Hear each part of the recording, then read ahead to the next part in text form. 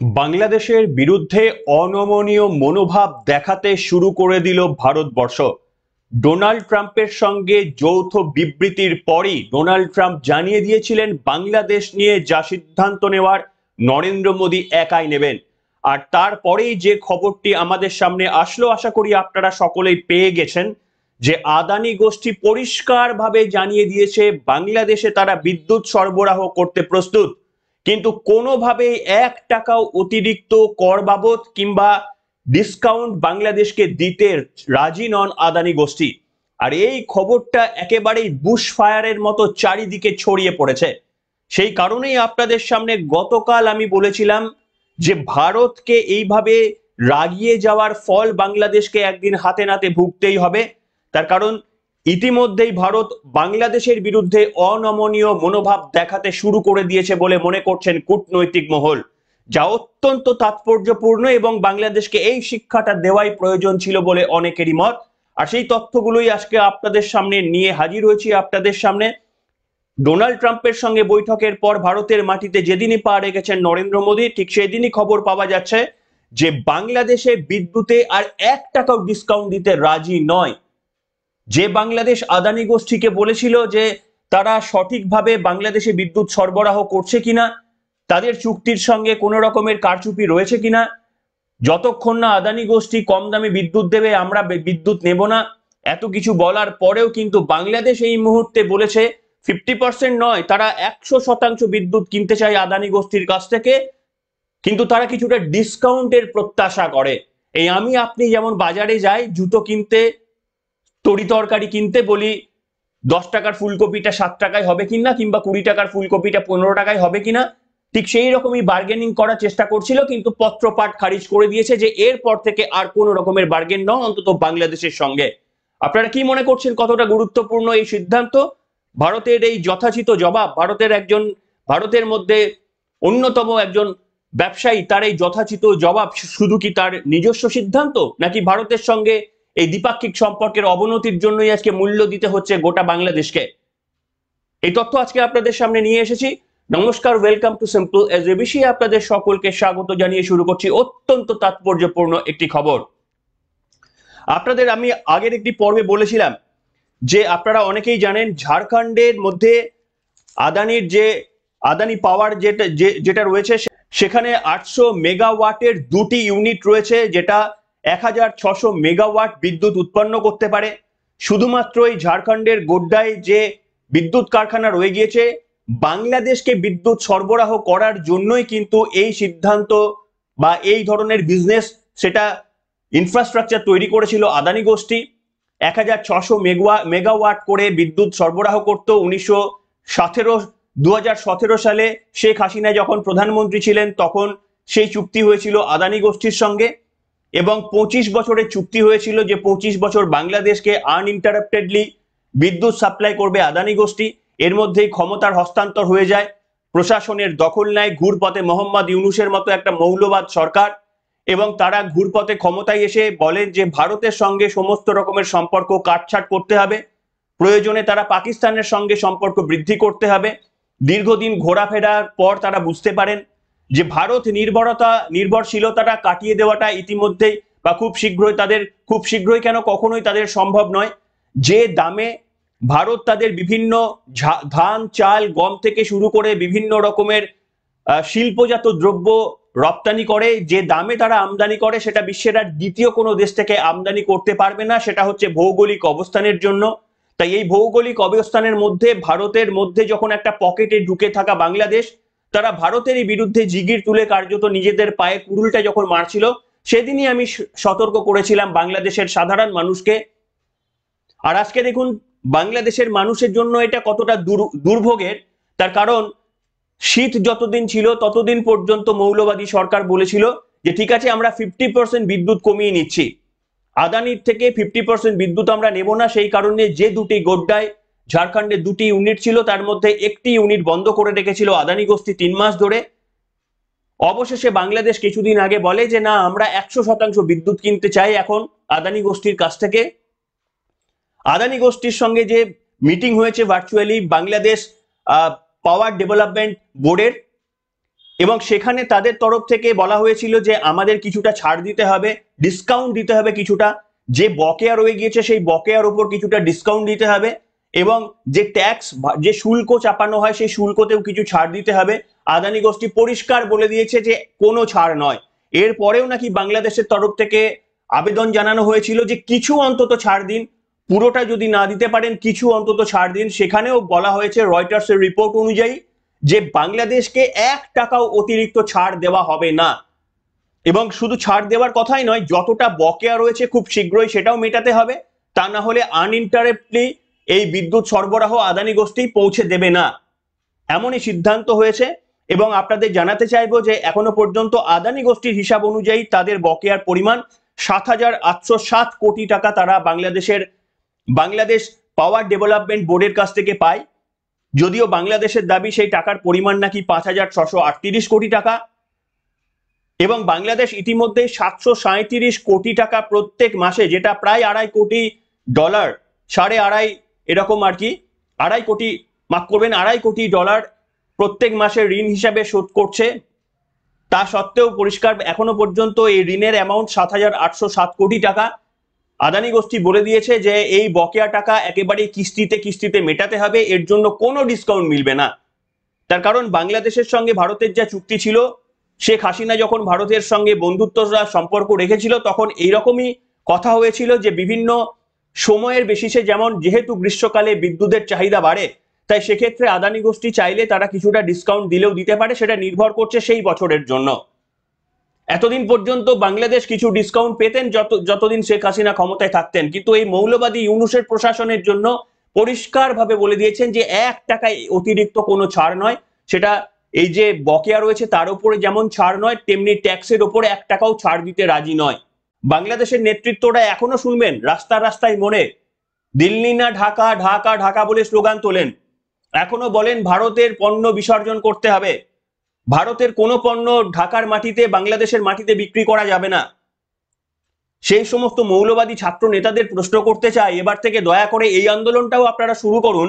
ভারতের তৈরি বিদ্যুৎও আপনারা ব্যবহার করবেন না, ভারতের থেকে আমদানিকৃত চালও আপনারা খাবেন না। এই আন্দোলনটা অতি শীঘ্রই শুরু করুন।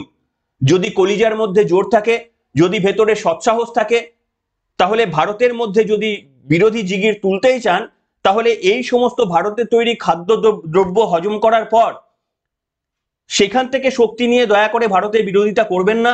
তার কারণ এমনিতে কথায় রয়েছে, যার নুন খান তার গুণ গাইতেই হয়। তাই মৌলবাদী শক্তি হয়ে, আপনারা জানি যে মৌলবাদী শক্তি হয়ে আপনাদের নিয়মই হচ্ছে যে আপনাদের খাওয়াবে পড়াবে তার পিছন দিকে ছুরি, এইটাই আপনারা মারতে থাকেন। আর যে আপনাদের ছুরি মারে তাকেই আপনারা বন্ধু ভাবেন, উদাহরণ হচ্ছে পশ্চিম পাকিস্তান। আপনাদের পূর্ব প্রজন্মের যে সমস্ত আপনাদের নারীদের ওপর অকথ্য অত্যাচার, সেই ইতিহাস ভারতবর্ষের ইতিহাস লেখেনি, বাংলাদেশের মাটিতে তৈরি সেই ইতিহাস। গোটা পৃথিবীর সব থেকে বড় হিংসাত্মক ঘটনা, নারীদের উপর আক্রমণের ঘটনা, আপনারা একবার গুগল সার্চ করে দেখে নিতে পারেন, সেখানে তথ্যগুলো পেয়ে যাবেন যে গোটা পৃথিবীতে সব থেকে বেশি নারীদের উপর একসঙ্গে অত্যাচারের ঘটনার মধ্যে বাংলাদেশের 1971 সালের পাকিস্তানি সেনাবাহিনীদের এই অত্যাচার জায়গা করে নিয়েছে। তারপরেও আপনারা পাকিস্তানের সঙ্গে গুণ গাওয়ার চেষ্টা করেছিলেন। এখনো পর্যন্ত বাংলাদেশের যে সমস্ত খবরগুলো আপনারা দেখে নেবেন ইউটিউব চ্যানেলে, সেখানে পাকিস্তানের সঙ্গে বন্ধুত্বতার খবর পেলেই বাংলাদেশের জনসাধারণ একেবারে মানে তাদেরকে প্রশংসায় ভরিয়ে দেয়। আর ভারতের নামে একেবারে গালমন্দ করে তাদের ইউটিউব চ্যানেলের কমেন্টগুলো দেখলেই আপনারা বুঝতে পেরে যাবেন। আমি বলছি তো, আপনারা যদি বিরোধী জিগির তুলতে চান দয়া করে বলুন যে আপনারা আন্দোলন করুন।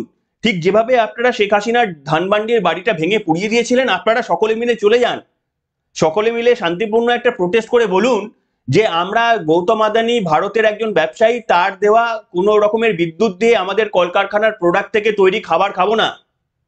যদি কলিজার জোর থাকে, যদি হিম্মত থাকে, যদি মনে করেন যে সত্যি শেয়ানে শেয়ানে কোলাকুলি করার মতো ক্ষমতা আপনাদের রয়েছে, তাহলে এই রকম জায়গায় দাঁড়ান।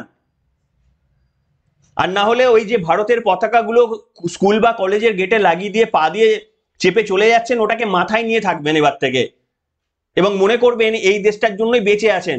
দুবেলা সকাল থেকে ঘুম থেকে ওঠার পর প্রথমে ভারতবর্ষের স্মরণ করবেন, আর শুতে যাওয়ার আগে ভারতবর্ষের স্মরণ করে তারপরে শুতে যাবেন। তার কারণ এর মধ্যে সময়টুকু আপনারা যা যা পণ্য ব্যবহার করেছেন তার অন্তত 30% ভারতের থেকে আপনারা আমদানি করেছেন। এবং এই তথ্যটা আপনাদের দিতে চাইবো যে 2022-23 সালে আদানি পাওয়ার যে বিদ্যুৎ সাপ্লাই করতো তার প্রত্যেক ইউনিটের প্রাইস পড়তো 14 টাকা 2 পয়সা, বাংলাদেশি টাকা অনুযায়ী পার ইউনিটের প্রাইস পড়তো 14 টাকা 2 পয়সা।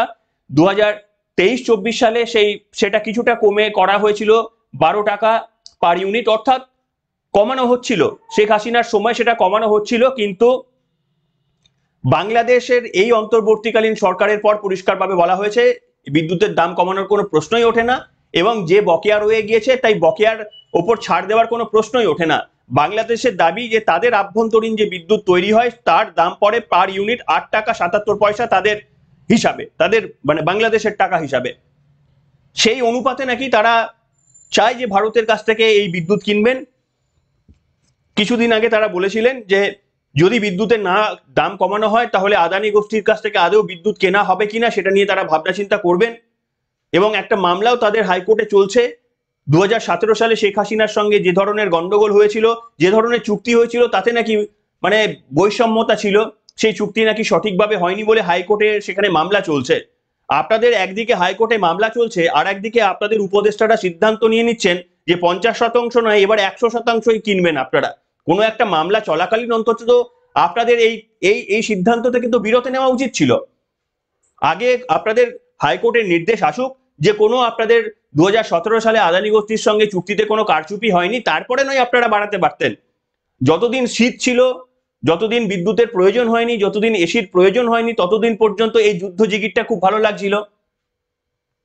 যেই এখন শীতটা চলে গেছে, গরম পড়ে গিয়েছে, এসির প্রয়োজন হচ্ছে, আপনাদের নেতারা বউয়ের শাড়ি ভারতের মাটিতে তৈরি নিজেদের সম্মানীয় স্ত্রীর শাড়ি নিয়ে এসে পুড়িয়ে দিচ্ছেন, পুড়িয়ে বলছেন যে আমার স্ত্রী দিয়েছেন।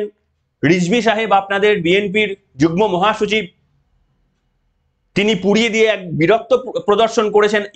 এটা প্রথম কোনো জাতির দেখলাম যে নিজের বাড়ির বউয়ের একটা শাড়ি আলমারি থেকে নিয়ে এসে জনসমক্ষে পুড়িয়ে দিয়ে গর্ববোধ করে, এই প্রথম দেখলাম।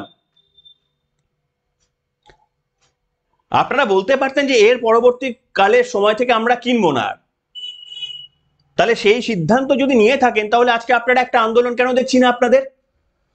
আপনাদের মধ্যে একটাও কেন আন্দোলন দেখছি না বলুন? আপনারা কেন আন্দোলন করছেন না? আন্দোলন করুন যে আদানির কাছ থেকে কোনো রকমের বিদ্যুৎ সাপ্লাই আপনারা নেবেন না।